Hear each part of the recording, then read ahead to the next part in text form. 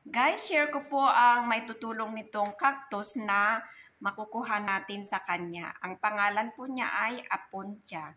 Ito ay isang klase ng cactus. Ito po ay nakakatulong sa ating katawan. Kung may diabetes ka, pwede rin mong panlunas ito. High cholesterol, obesity, and hangover.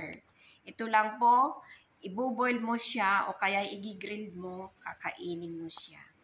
Ang side effect po na makukuha natin sa ibang tao na kumakain nito, ang side effect niya ay mild diarrhea, nausea, increased stool volume, increased stool frequency, and abdominal fullness.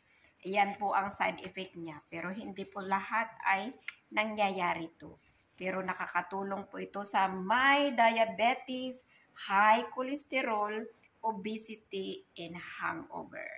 Yan po ang ating makukuha sa cactus na ito. Ang pangalan ay Apuntia. Salamat mga kapatid at panoorin po ang susunod na video.